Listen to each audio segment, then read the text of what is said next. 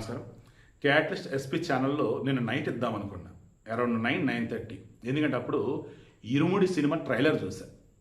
అందులో ఒక డైలాగ్ ఉంటుంది. ఆ డైలాగు నాకు ఎంతగా కనెక్ట్ అయిందంటే, ఇన్నాళ్ళు నేను చెబుతుంది అదే కదా, ఇన్నాళ్ళు నేను గుర్తు చేసింది అదే కదా, పోనీలే సినిమాలో పెట్టారు. ఇప్పుడు జనం ఆ సినిమా చూసిన తర్వాత పాలకులకి అది గుర్తు చేస్తారు. ఏంటది? ప్రతి ఆడబిడ్డని చూసిన నాకు వారిలో నా బిడ్డే కనిపించింది. ఎందుకు డైలాగ్ చెప్తాడు? ఊర్లో ఉన్న బిడ్డలందరూ నువ్వు కాపాడుతావు ఏంద్రా అంటే అప్పుడు చెప్తాడు, నాకు ఒక బలహీనత ఉంది. ఏంటి ఆ బలహీనత? ఏ ఆడబిడ్డని చూసినా నా బిడ్డే గుర్తొస్తుంది. అంటే దాని అర్థం ఏంటి? ఆడబిడ్డని చూసినప్పుడు వెకిలితరంగా అనిపించదు, అండ్ లైంగికంగా పిచ్చి పిచ్చి కోరికలు అనిపించవు. కన్న బిడ్డ గుర్తొస్తున్నప్పుడు ఆడబిడ్డకి కష్టం అంటే కష్టం తొలగిస్తావు, నష్టం ఉందంటే నష్టం పూడ్చుతావు. అంటే సింపుల్గా ఎలా చెప్పాలంటే, ఆమెని నువ్వు ఇబ్బంది పెట్టవు, ఆమెకి ఇబ్బంది ఉందంటే ఆ ఇబ్బంది పోవడం ట్రై చేస్తావు. ఎందుకంటే నీ ఇంటి బిడ్డ అనుకున్నావు కాబట్టి. ఈ బలహీనత పాలకులకు ఉండాలని ఎన్నిసార్లు చెప్పాను. అది బలహీనత కాదు, బాధ్యత.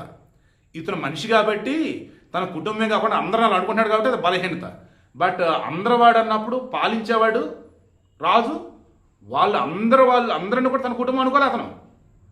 అతను ఏ రోజైతే తను అనుకుంటాడో, ఎక్కడన్నా ఈ ఆడపిల్లకి తను జరిగితే తన ఇంటి బిడ్డకి అయినట్టుగా తను ఫీల్ అయిన రోజు నేరాలు ఘోరాలు జరగవు.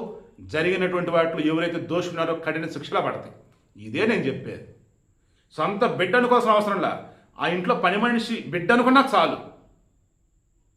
2 తెలుగు రాష్ట్రాల ముఖ్యమంత్రులు రేవంత్ రెడ్డి గారు, చంద్రబాబు నాయుడు గారు ఖచ్చితంగా ఇక్కడ వచ్చేటప్పటికి ఉన్న భట్టి విక్రమార్క గారు, ఆడ వచ్చేసి పవన్ కళ్యాణ్ గారు డిప్యూటీ సీఎంలు, వీళ్ళు రేపు ఇరుముడి సినిమా రిలీజ్ అయిన తర్వాత ఖచ్చితంగా జనాల నుంచి వచ్చే స్పందన చూసి ఇక మీదట మనం కూడా ప్రతి ఆడబిడ్డని కూడా మన కన్నబిడ్డలాగా అనుకోవాలి.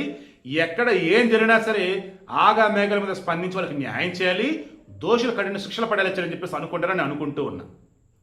ఇక ఇందులో ఒక మధ్యతరగతి మనిషి ఎలా ఆలోచిస్తాడంటే, ఆడపిల్లలకి సంబంధించి వాళ్ళ భవిష్యత్తుకి భయమే శ్రీరామ రక్ష.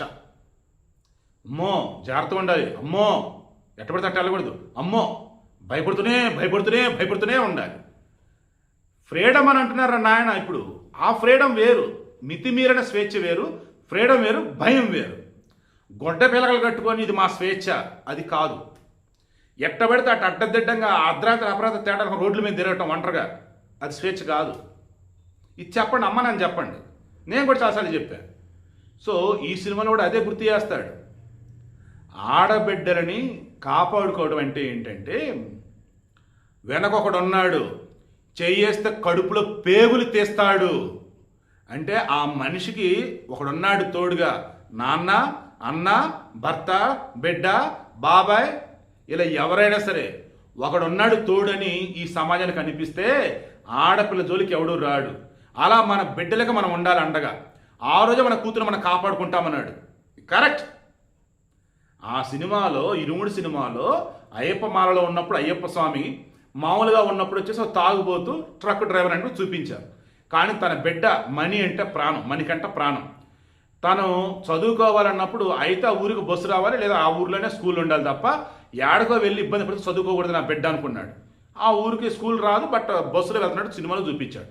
అంటే ఒక తండ్రి కన్న కూతురిని ఎలా పెంచాలో చెప్పాడు. ఇంకొకటి చెప్పాడు, స్కూల్లో కానీ స్కూలు బయట కానీ, ఊరు అవతల కానీ ఊరిలో కానీ జరిగింది ఏదైనా సరే, చూసింది ఏదైనా సరే నాన్నకి చెప్పాలి. దట్ మీన్స్ ఆడపిల్లలతో ఫ్రెండ్లీగా ఉండాలి. అండ్ ఆడపిల్లలు తాము చూసింది ఏదైనా సరే కన్న వాళ్ళకి చెప్తే దాని దగ్గరగా మంచో చెడో జాగ్రత్త చెప్తారు. ఇది బిడ్డలను పెంచటం అంటే. నాకు పెళ్లి కాల, బట్ నేను నా మేనకోడలని ఇలాగే పెంచాను. ఈ సినిమాలో చూపించినట్టుగానే పెంచాను. ఏది జరిగినా సరే వచ్చి చెప్పాలమ్మా అంట, ఏదైనా సరే అడగాలమ్మా అంట. ఫీలింగ్ ప్రౌడ్ టు సే అండి, నేను గొప్ప మేనమామని గర్వంగా చెప్తే మాట. నా బిడ్డలు బంగారాలు. ఈవెన్ నాకు 1-2 ఏదైనా అలవాట్లు ఉంటే ఉండొచ్చు, నా వాటికి పరిమితం. బట్ నా బిడ్డలకు సంబంధించి మామయ్య అనేవాడు దేవుడు, మామయ్య అనేవాడు సొసైటీలో ఐకాన్ లాంటివాడు. మనం మామయ్యతో ఫ్రెండ్లీగా ఉండవచ్చు, మామయ్యకి ఏదైనా సరే చెప్పవచ్చు, చెప్పాలి కూడా. సో అలా మీరు కూడా మీ బిడ్డలను పెంచండి.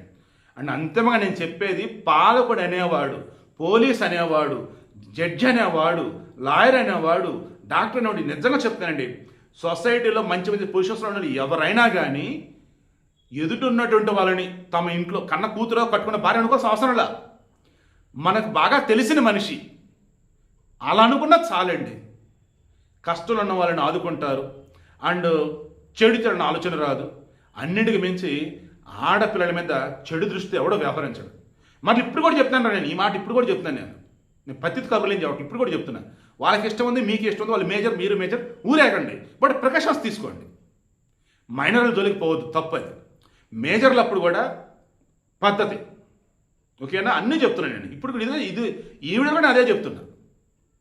నా ఏమంటారు, ఉండాలి, అలా ఉండాలి, ఎలా వద్దు, నచ్చినట్టు ఉండండి, కానీ అలా ఉండాలి.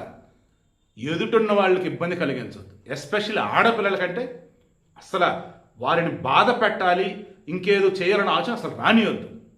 మిమ్మల్ని ఇష్టపడి వచ్చినప్పుడు 100 మందికి 1000 మందితో ఊరేగండి, బట్ ధర్మం తప్పకండి please. I'm sure Irumudu cinema Raviteja cine కెరీర్లో బ్రహ్మాండమైనటువంటి దాని ఏమంటారు బెంచ్ మార్క్ లా ఉంటుంది. అండ్ సినిమా రిలీజ్ అయ్యాక మాత్రం ఖచ్చితంగా పాలకుల్లో మార్పు అయితే వచ్చింది, అందులో నో డౌట్.